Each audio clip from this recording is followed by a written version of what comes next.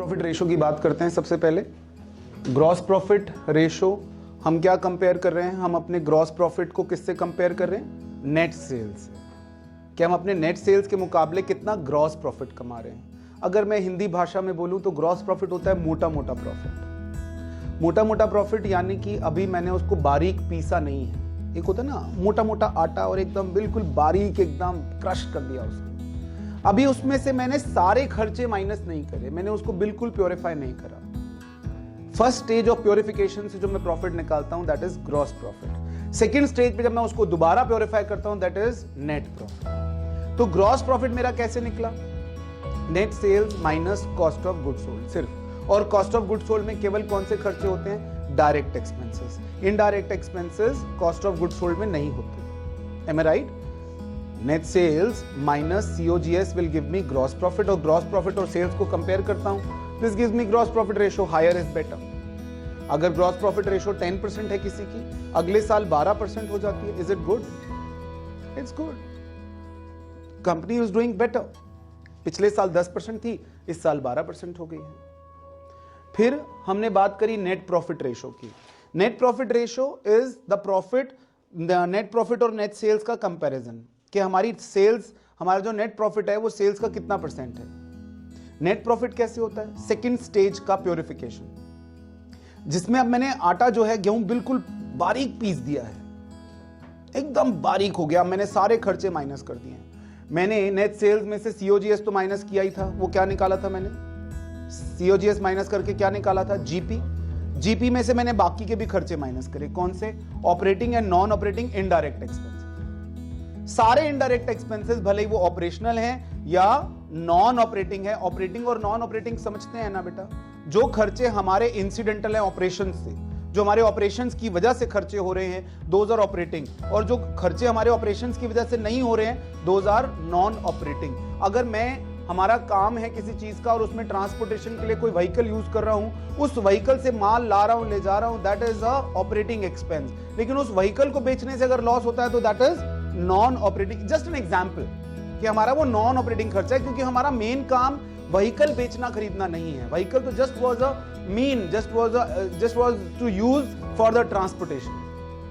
ठीक है, तो ऑपरेटिंग हो या सॉरी ऑपरेटिंग खर्चे तो इसमें आ जाएंगे बेटा, और ऑपरेटिंग इनडायरेक्ट खर्चे होंगे तो वो यहां आएंगे, वो भी minus. Operating indirect expenses, non operating indirect expenses minus करेंगे। अदर इनकम्स ऐड करेंगे। अदर इनकम्स में जैसे rent receive, commission receive, interest receive, profit on sale of asset, ये सारे के सारे हमारी अदर इनकम्स में आएंगे, तो वो हम ऐड करेंगे। What we get is the net profit. मैं ये मानता हूं कि ये फाइनल प्रॉफिट है, तो दिस इज फाइनल प्रॉफिट। तो इस फाइनल प्रॉफिट को अगर मैं सेल्स से कंपेयर करता हूं, what I get is the net profit ratio. Again higher is better. अब इन दोनों के बीच में एक प्रॉफिट आता है, that is operating profit. Gross profit और नेट प्रॉफिट का बीच का एक प्रॉफिट आता है, जिसको हम ऑपरेटिंग प्रॉफिट कहते हैं। मैं इसके साथ साथ वो भी ले रहा हूं ताकि इकट्ठे हम इसको समझ लें बेटा। ऑपरेटिंग रेशो,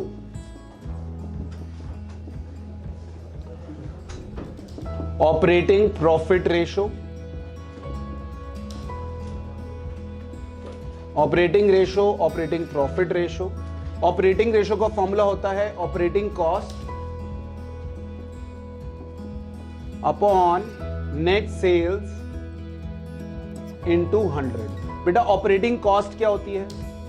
बेटा ऑपरेटिंग कॉस्ट में सीओजीएस तो आ ही गया, क्योंकि सीओजीएस तो पूरा ऑपरेशनल होता है। सीओजीएस में कौन से खर्चे आते हैं? परचेजेस और डायरेक्ट एक्सपेंसेस। ये दोनों डायरेक्टली बिल्कुल प्रोपोर्शनेटली हमारे प्रोडक्शन से रिलेटेड है, तो ये तो आएंगे ही आएंगे। ये तो हमारे डायरेक्ट एक्सपेंस और परचेजेस तो आएंगे ही आएंगे। इसके अलावा अगर और कोई ऑपरेटिंग एक्सपेंसेस हैं, अगर और कोई ऐसे खर्चे हैं जो हमारे ऑपरेशन से रिलेटेड हैं, वो भी इसमें ऐड करेंगे, तो क्या बनेगा? Operating cost. आपकी सिंप्लीफिकेशन के लिए किताब वालों ने इन ऑपरेटिंग एक्सपेंस को केवल 2 नाम दिए हैं। वैसे तो बहुत सारे इंक्लूड होते हैं, लेकिन इन ऑपरेटिंग एक्सपेंस को केवल 2 नाम दिए हैं। एक office and administration expense plus selling and distribution. Basically what they have tried कि सारे ऑपरेशनल खर्चों को 2 ग्रुप्स में उन्होंने ऐड कर दिया। एक ग्रुप बना ऑफिस एंड एडमिनिस्ट्रेशन एक्सपेंस का और एक बना सेलिंग एंड डिस्ट्रीब्यूशन एक्सपेंस का, कि भैया बनाने वाले खर्चे तो देखो 3 साइकिल्स में खर्चे होते हैं बेटा। पहली साइकिल प्रोडक्शन, दूसरा साइकिल ऑफिस और तीसरा साइकिल सेल्स। ये हमेशा ध्यान रखना, हमारे जितने भी खर्चे होते हैं बेटा इन 3 साइकिल से बाहर नहीं होते। सबसे पहली साइकिल फैक्ट्री, दूसरी साइकिल ऑफिस और तीसरी साइकिल सेल्स। हमारे सारे खर्चे इन 3 साइकिल्स में होते हैं। ये वाला साइकिल जो है ये तो मैंने सीओजीएस में डाल दिया, फैक्ट्री के खर्चे, क्योंकि फैक्ट्री के नॉर्मली अगर मैं डायरेक्ट खर्चों की बात करूं तो सारे के सारे मैंने सीओजीएस में डाल दिए। अब इसने क्या किया, किताब वाले ने इस ऑफिस और सेल्स के जितने ऑपरेशनल खर्चे हैं वो यहां पे डाल दिए बेटा, इसमें selling and distribution expenses, office and administration expenses. तो 3 साइकिल्स के खर्चों में से पहला खर्चा फैक्ट्री का वो तो सीओजीएस में आ गया। ऑफिस एंड एडमिनिस्ट्रेशन एक कैटेगरी बना दी, सेलिंग एंड डिस्ट्रीब्यूशन एक कैटेगरी बना दी। अब ऑफिस एंड एडमिनिस्ट्रेशन में कौन से खर्चे होंगे, प्रिंटिंग स्टेशनरी, ऑफिस की सैलरी है ना, ऑफिस का रेंट, जो हमारे ऑफिस से रिलेटेड जो प्रोडक्शन, जो कहीं ना कहीं हमारे ऑपरेशन से रिलेटेड हैं वो ऑफिस के खर्चे। फिर selling and distribution, selling and distribution में क्या आएगा बेटा, एडवर्टाइजिंग की कॉस्ट है ना, हमारे सेल्समैन की सैलरी हो गई, हमारी सेल्स डिलीवरी वैन की डेप्रिसिएशन हो गई। तो ये हमारे सेलिंग एंड डिस्ट्रीब्यूशन के मगर कौन से खर्चे हैं, ऑपरेशनल खर्चे। अब डिस्ट्रीब्यूशन वैन जो है उसके अगर नॉर्मल खर्चे हैं, रिपेयर, रिन्यूअल और ये और पेट्रोल और रिपेयरिंग, ये सब आएगा। लेकिन अगर डिलीवरी वैन बेच दी, उसका लॉस हो गया तो वो नहीं आएगा। तो I repeat, operating expense, operating cost कैसे बनेगी, COGS plus all other operating expenses. Operating expense को हमने मेजर 2 कैटेगरीज में डिवाइड किया है, office and administration, selling and distribution. इन सबको ऐड करेंगे तो क्या बन जाएगा, ऑपरेटिंग कॉस्ट। फिर operating profit ratio, operating profit ratio is equal to operating profit upon net sales multiplied by 100। बेटा ऑपरेटिंग प्रॉफिट कैसे निकालेंगे, ऑपरेटिंग प्रॉफिट निकालेंगे आप नेट सेल्स में से क्या माइनस करिएगा, ऑपरेटिंग कॉस्ट।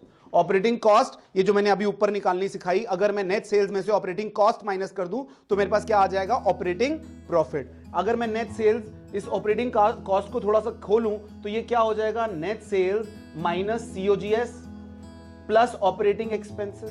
क्यों बेटा, मैंने ऑपरेटिंग कॉस्ट को थोड़ा सा खोल दिया।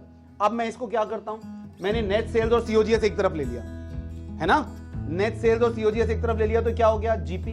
बेटा इसको यहां अलग ले लिया तो क्या हो गया, नेट सेल्स माइनस सीओजीएस क्या बन जाएगा, जीपी। और जब ये ब्रैकेट खोलूंगा तो ये इसको माइनस कर देगा, तो जीपी माइनस ऑपरेटिंग एक्सपेंसेस। ये भी एक फॉर्मूला बन गया मेरा किसको निकालने का, ऑपरेटिंग प्रॉफिट को निकालने का। समझ गए। एक और ऑल्टरनेटिव फॉर्मूला है, I will show you here.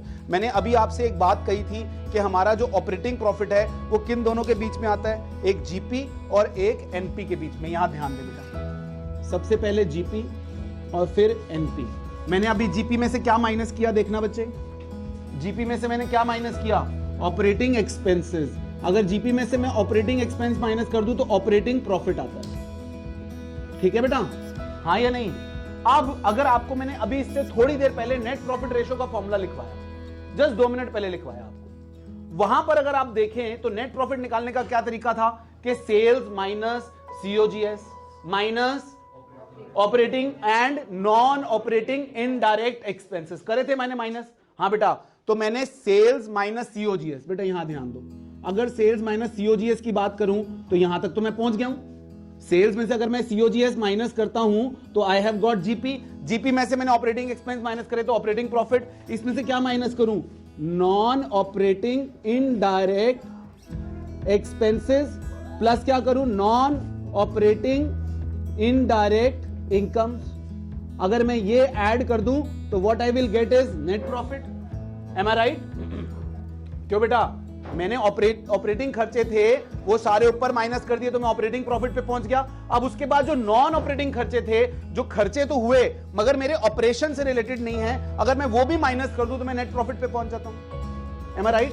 अब एक मैं और जो बात कहना चाहता हूं, आपने जीपी से ऑपरेटिंग प्रॉफिट निकालना सीख लिया, GP minus operating expenses, you get operating profit. अगर मेरे पास एनपी हो तो एनपी से मैं ऑपरेटिंग प्रॉफिट पे पहुंच सकता हूं उल्टा चल के। कैसे, NP plus non operating indirect expenses minus non operating indirect incomes, ये भी मुझे क्या देगा बेटा, this will give me operating profit. क्यों बच्चे? तो what I was trying to say, I will again repeat that, कि मैं ये कहना चाह रहा था कि मेरा जो ऑपरेटिंग प्रॉफिट है वो किसके बीच में पड़ता है, जीपी के और एनपी के। अगर मैं डायरेक्टली चलूं तो जीपी से ऑपरेटिंग प्रॉफिट निकाल सकता हूं, और अगर एनपी से मुझे ऑपरेटिंग प्रॉफिट निकालना है, I will have to go backward. ठीक है बेटा, अब आप इसका फॉर्मूला बना के समझ लो, या आप इसको एज अ लॉजिकल सीक्वेंस समझ लो, तो हम यहां पर निकाल लेंगे क्या, net profit, operating profit, gross profit सब निकाल सकते हैं। But we need to understand the logic behind it. Gross profit, जैसे मैंने जहां से बात शुरू करी कि मोटा मोटा प्रॉफिट है, उसमें से सिर्फ मोटे मोटे खर्चे माइनस होते हैं सेल्स में से, तो जीपी आता है। मोटे मोटे खर्चे में परचेज और डायरेक्ट एक्सपेंसेस, हाँ या नहीं? तो हम पहुंच जाते हैं जीपी पे। जीपी में से फिर सिर्फ और सिर्फ ऑपरेशनल खर्चे माइनस करें। जिन बच्चों ने कैश फ्लो स्टेटमेंट करा हुआ है उनको मालूम है ऑपरेशनल खर्चे कौन से होते हैं। नॉन ऑपरेटिंग एक्सपेंसेस आप ऐड बैक करते हो कि नहीं करते हो बेटा? तो नॉन ऑपरेटिंग एक्सपेंस ऐड करते हो तो आपको मालूम है कौन से खर्चे नॉन ऑपरेटिंग, नॉन कैश होते हैं। याद है आपको? Goodwill return of, loss on sale of asset, loss on sale of investment, discount on issue of shares, loss on issue, ये किया था कि नहीं किया था? तो वो सारे नॉन ऑपरेशनल थे। तो आपने सिर्फ ऑपरेटिंग खर्चे और माइनस करने हैं, तो आप कहां पहुंच जाओगे, ऑपरेटिंग प्रॉफिट पे। ऑपरेटिंग प्रॉफिट में से नॉन ऑपरेटिंग भी माइनस कर दो और नॉन ऑपरेटिंग इनकम भी ऐड कर दो, तो आप कहां पहुंच जाओगे, नेट प्रॉफिट पे। तो कुल मिला के आप कहीं से भी कहीं भी पहुंच सकते हो। आपके पास सेल्स है, जीपी, ओपी, एनपी, कुछ भी निकाल सकते हो।